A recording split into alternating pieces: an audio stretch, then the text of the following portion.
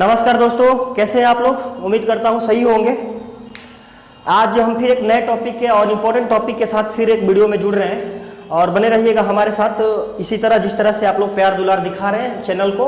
और चैनल पे हमेशा बने रहने के लिए आप लोग चैनल को सब्सक्राइब भी करिए, क्योंकि हम चाहते हैं कि ये एक प्लेटफॉर्म ऐसा प्लेटफॉर्म हो जहाँ पर जिसका नाम ही है ज्ञान मसीहा, जहाँ पर हर तरह का इन्फॉर्मेशन आप लोगों को दिया जाएगा। ठीक है, चाहे वो टीबीटी कराना हो, किस तरह से आप लोग देखते हैं कि टीबीटी किस तरह से एक सही तरीका से टीबीटी कराना चाहिए, वो मैं आपको साथ करके देता हूँ। फिर बोर्ड पे जो भी टॉपिक नए टॉपिक होता है वो भी बताता हूँ। जॉब होता है वो भी लोग आपको सामने लेके आता हूँ। और हमने क्या करा, हम लोग 2-3 लोग मिल के इस चैनल पे काम कर रहे हैं। फिर उसके बाद हमारा जो इंग्लिश होता है हमारे इसके लिए क्या बोलते हैं, प्रोफेशंस के लिए, हर प्रोफेशन के लिए, सिर्फ सेफ्टी के लिए नहीं, हर प्रोफेशन के लिए इंग्लिश मस्ट होता है। या हमारा जो भी बच्चा बेस जो 10th क्लास में है, 9th क्लास में है या 11th 12th जो भी में है, एक बेसिक नॉलेज इंग्लिश होता है, उसके लिए भी हम लोग काम कर रहे हैं, है ना। ट्रांसलेशन वगैरह हर चीज़ का काम कर रहे हैं। तो आप लोग इस चैनल पर बने रहिए और लास्ट हमारे साथ जुड़े रहने के लिए चैनल को सब्सक्राइब करिए, क्योंकि उसमें पैसा वैसा तो लगता नहीं है। चलिए हम आप चलते हैं एक नया टॉपिक के साथ जिसका नाम होगा कन्फाइंड स्पेस। हर पूरा डिटेल स्टेप बाय स्टेप आपको समझाया जाएगा क्या होता है कन्फाइंड स्पेस। ओके। सबसे पहले हम बात करेंगे कन्फाइंड स्पेस है क्या। कन्फाइंड स्पेस एक ऐसा तंग जगह जहाँ पे काम करने के लिए एक प्रॉपर एक्सेस नहीं होता है। हम प्रॉपर तरीका से, जैसे हम खुला मैदान में या खुले जगह में काम करते हैं, उस तरह से हम कन्फाइंड स्पेस के अंदर काम नहीं कर सकते। उस जगह को हम कन्फाइंड स्पेस बोल सकते हैं, है ना। अगर डेफिनेशन में बात करें तो विच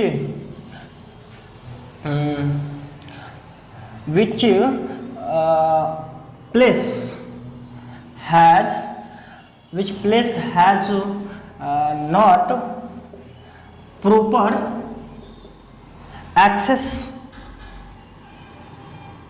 access to work and have not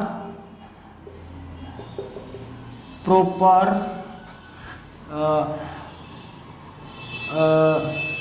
oxygen etc। मतलब ये है, एक सिंपल सा डिफिनेशन में लिख दिया कि कोई ऐसा जगह जहाँ पर काम करने के लिए हमें तंगी महसूस हो, हमें दिक्कत हो काम करने में, चाहे किसी भी तरह का काम करना हो, आने जाने के लिए एक्सेस छोटा हो, है ना। तो उस जगह को हम बोलेंगे जिसमें सिर्फ एक आदमी जा सकता है, सिर्फ फिर उधर जाने के बाद दूसरा आदमी निकल सकता है। वैसे जगह को हम क्या बोलेंगे, कन्फाइंड स्पेस। ओके, आपका कुछ भी हो सकता हो, जैसे मैं ना ये एक पार्टिकुलर हम एग्जांपल नहीं दे सकते कि सिर्फ यही हो सकता है, कहीं भी हो सकता है। अगर मान लो कि एक सरफेस है, जमीन है, जमीन के नीचे हमको ये जाना है। ओके, ऐसे जाना है जमीन के नीचे। मान लो एक छोटा सा होल के जरिए इधर अंदर जाना है। ये होल हमारा क्या छोटा सा है, तो ये भी हमारा क्या कहलाएगा, कन्फाइंड स्पेस। अगर मान लो कि ये 1.2 मीटर से नीचे है तो ठीक है, ये एक छोटा सा होल है और ये बड़ा सा है, अंदर जाना है, जहाँ पर ऑक्सीजन लेवल भी काम करने में दिक्कत हो सकता है, किसी तरह का ब्लास्ट हुआ तो भागने में भी दिक्कत हो सकता है, उसको हम बोलेंगे कन्फाइंड स्पेस। और ये तो हो गया जमीनी लेवल। और क्या बात कर सकते हैं, अगर मान लो किसी टैंक में काम कर रहे हो, आप जाओगे रिफाइनरी में तो टैंक मिलता है, बड़े बड़े वेसल्स मिलते हैं, है ना। और उसमें जाने के लिए क्या होता है, एक छोटा सा एक छिद्र जगह होता है जहाँ पर एक आदमी एंट्री कर सकता है मात्र, उसको हम बोलते हैं क्या, कन्फाइंड स्पेस। ये ना, ये सारा चीज़ें आप लोगों को एक एग्जाम्पल में हम बता रहे हैं, लेकिन आप लाइव देखोगे तो और अच्छे से समझ में आएगा कन्फाइंड स्पेस। ठीक है, अब और कैसे बता सकते हैं आपको, जैसे मान लो कि एक देखा होगा आपने, आता है उसका घर, क्या बोलते हैं, टेंडर भी एक जो जिसमें हम ना नीचे जाते हैं, भरा हुआ था पानी, एक छोटा सा जगह होता है, उसको क्या बोलेंगे हम, वो भी कन्फाइंड स्पेस, है ना। सीवर लाइन भी कन्फाइंड स्पेस होगा। अगर मान लो कि बहुत बड़ा सा मोटा सा पाइप गया है, उसके अंदर आने जाने का एक तंग जगह है, उसको भी हम बोलेंगे क्या, कन्फाइंड स्पेस। सही है। तो ये सारा चीजें हम आपको एग्जांपल और डिफिनेशन बता दिया कि कन्फाइंड स्पेस क्या होता है। अब चलेंगे, हम बात करेंगे कि जो टॉपिक पूछता है कन्फाइंड स्पेस से, किस तरह से क्वेश्चन करता है हमारा एग्जाम में।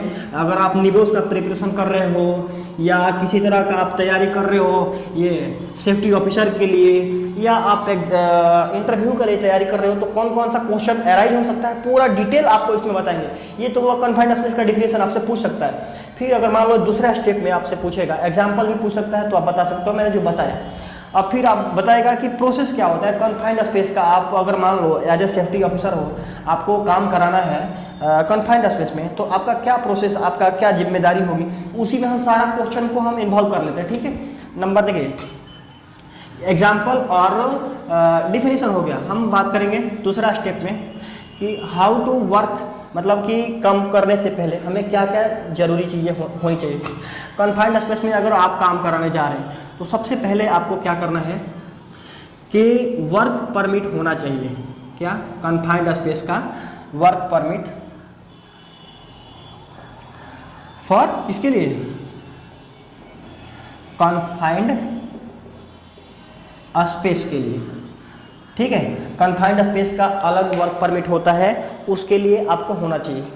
ठीक है, नंबर ये तो हो गया वर्क। और दूसरा कि जो आदमी अंदर जाएगा वो ट्रेंड पर्सन होना चाहिए कन्फाइंड स्पेस के लिए, है ना। दूसरा हमारा क्या होना चाहिए? ट्रेंड पर्सन टू इंटर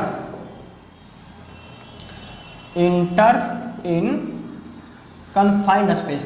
उसको ये भी आना चाहिए कि हम कन्फाइंड स्पेस में इंटर कर रहे हैं तो क्या क्या खतरा हो सकता है, उसको ये मालूम होना चाहिए, ताकि वो जब कोई दिक्कत हो, परेशानी हो तो आ जा सके।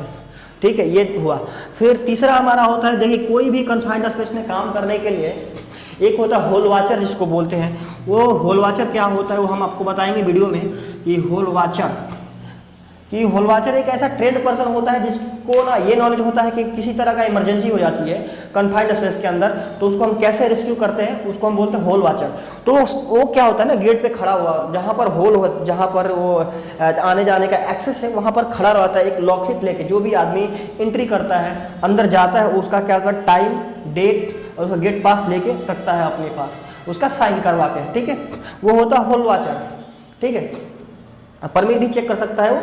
ठीक है, अंदर जाने के बाद फिर वो क्या देखे अंदर, अभी तक अंदर नहीं जाना, ये फिर क्या करेगा होल वॉचर सेफ्टी ऑफिसर को या सेफ्टी इंजीनियर को बुला के।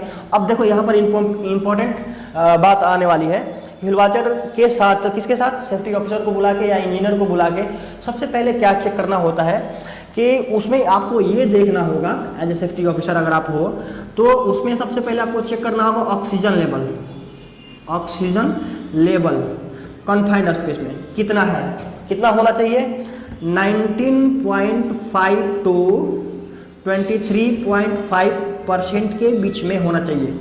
इससे अगर कम है तो भी सफोकेशन हो सकता है, सांस में दिक्कत हो सकती है, सांस लेने में। अगर 23.5 से ज़्यादा है परसेंटेज में तो भी आपको सफोकेशन हो सकता है, काम करने में दिक्कत महसूस हो सकती है। तो सिर्फ अलाउ करना है इसी के बीच में, ओके, काम करने के लिए। नंबर पहला ये हो गया ऑक्सीजन लेवल। नंबर 2 आपको चेक करना है, चेक किसे करेंगे? आता है मल्टी डिटेक्टर, ठीक ना, मल्टी गैस डिटेक्टर से हम चेक करते हैं। एक इक्विपमेंट है ना, हाँ, एजीटी कहे या मल्टी गैस डिटेक्टर भी होता है, तो उसको एजीटी कहो। एजीटी मतलब उससे भी चेक करने का इक्विपमेंट है, और ये मल्टी गैस डिटेक्टर भी है। फिर उसमें आपको क्या दिखाएगा? LEL दिखाएगा, LEL मतलब लोअर एक्सप्लोसिव लिमिट। ठीक है, LEL का फॉर्म होता है लोअर एक्सप्लोसिव लिमिट। मतलब ये है कि उसमें LEL भी चेक करना होगा आपको।